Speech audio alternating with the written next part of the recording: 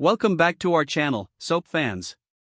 Today is a beautiful day to dive into the most explosive, jaw-dropping drama unfolding in Los Angeles.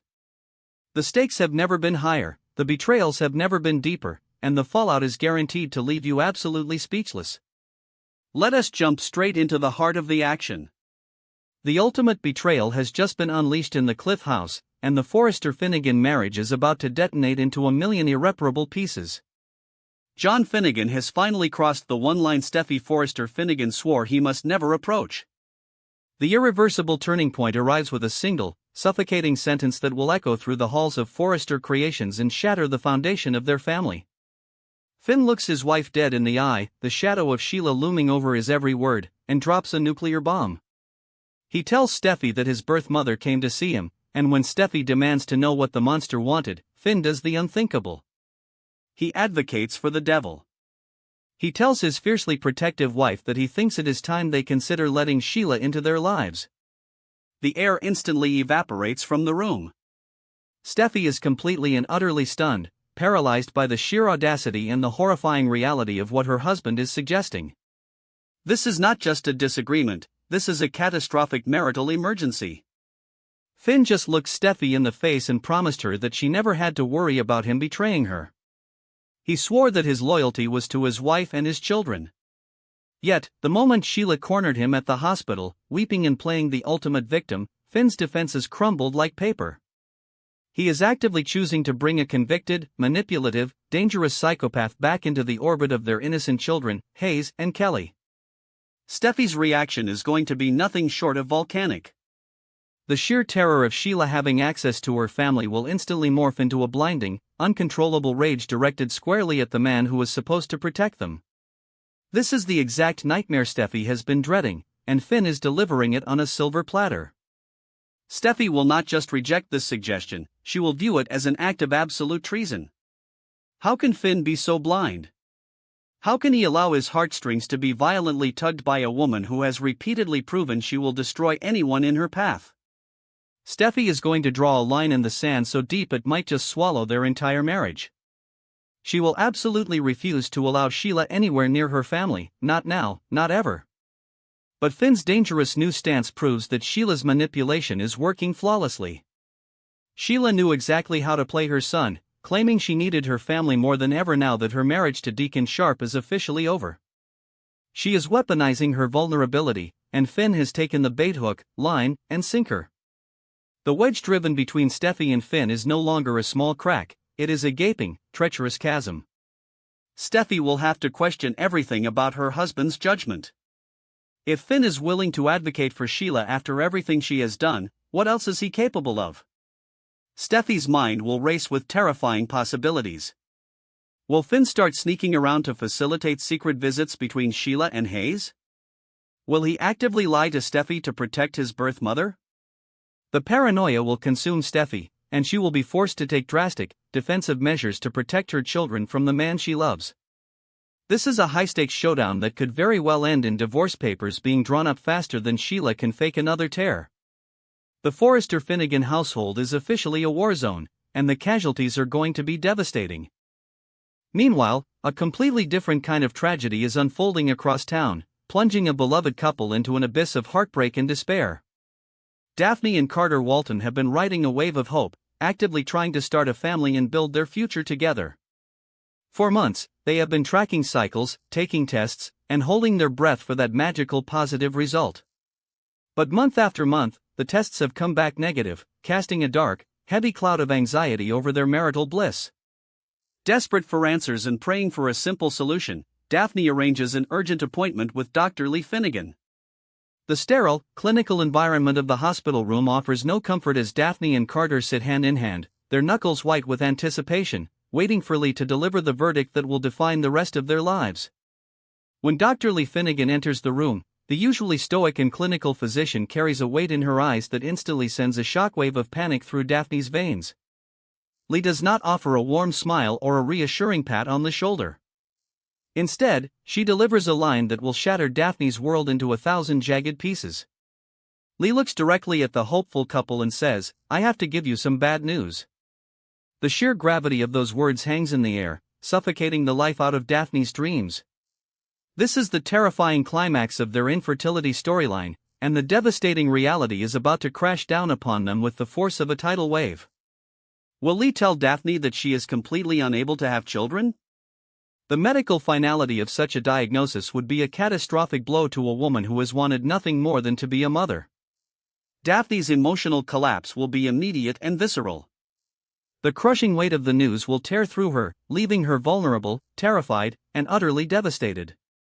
Every vision she had of a nursery, of holding Carter's child, of building their legacy, is suddenly thrown into a terrifying state of jeopardy.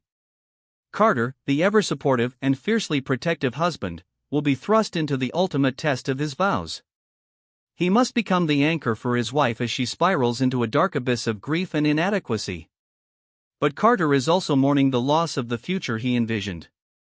The tension, the sorrow, and the desperate search for alternative options will push this couple to their absolute emotional limits. Will this tragic news forge an unbreakable bond between them, or will the crushing disappointment create a silent, insurmountable divide in their marriage?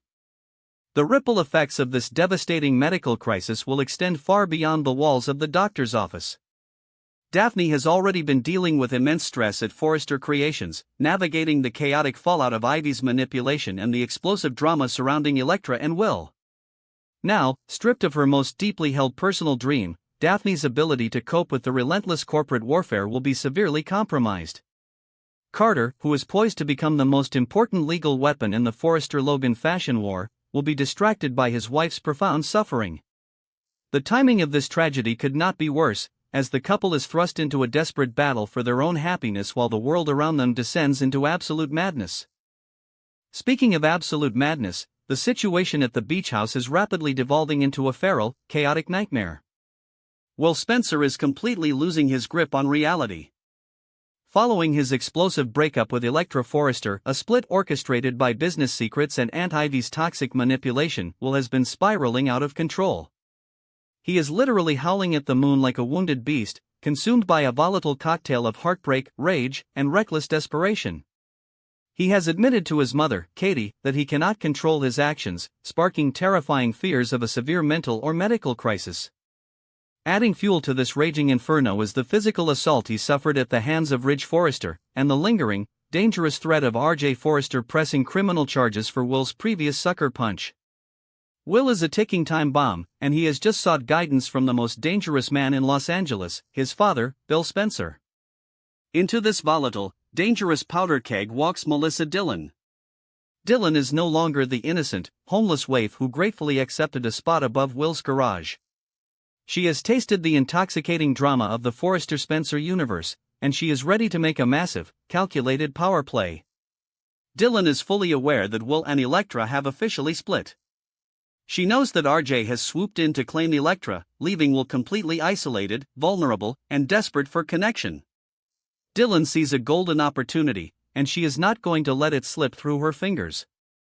She arrives at the beach house with a seductive, strategic agenda that will turn Will's world completely upside down. She is about to insert herself directly into the center of the Spencer heir's chaotic life, and she is playing for keeps. Dillon looks at the broken, spiraling Will Spencer and makes a proposition that is as bold as it is shocking. She suggests that now that he is single again, perhaps she could move back in with him. But Dillon is not asking for charity. She is not asking for a favor.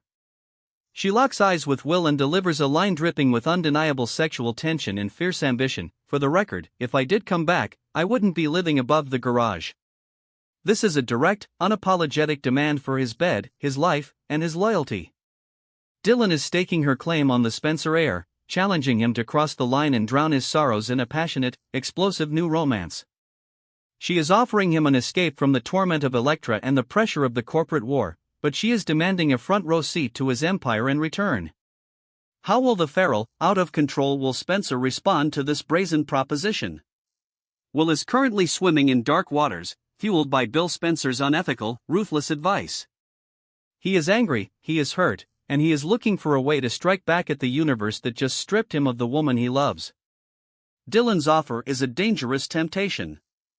Pulling Dillon into the main house, into his bed, would be the ultimate act of rebellion against the pristine Forrester image that rejected him. It would be a messy, chaotic, and incredibly passionate distraction from the pain tearing him apart. But Dylan is playing a very dangerous game. By aligning herself so intimately with Will, she is painting a massive target on her back. Elektra may have moved on with RJ, but the sight of her former friend claiming her former lover will ignite a fiery, vindictive jealousy that could destroy them all. The collision of these three massive storylines is going to send shockwaves through every single faction in Los Angeles. Steffi is fighting a desperate, terrifying war on the home front against her own husband and the looming specter of Sheila. Her focus will be entirely consumed by protecting Hayes and Kelly from Finn's catastrophic lapse in judgment. This marital emergency leaves the Forrester Creations co-CEO distracted and vulnerable just as the corporate war against the House of Logan reaches a boiling point. With Steffi's attention diverted by Finn's betrayal, Bill and Katie have the perfect opportunity to launch a devastating offensive. But Bill is also managing a highly volatile weapon in his son, Will. If Will takes Dylan up on her offer and fully embraces the dark, ruthless Spencer legacy, the collateral damage will be unimaginable. Meanwhile, Daphne and Carter's tragic news adds a layer of profound sorrow to the high-octane drama. Carter is the legal backbone of Forrester Creations. If Steffi expects him to launch a ruthless legal assault against Hope's secret Logan contract, she is going to find a man whose heart is shattered, completely focused on saving his wife from the depths of despair. The alliances are shifting, the loyalties are breaking, and every single character is being pushed to their absolute breaking point. Finn's shocking betrayal, Daphne's devastating medical crisis, and Dylan's bold, seductive power play are the catalysts for a new era of ruthless, unforgiving drama.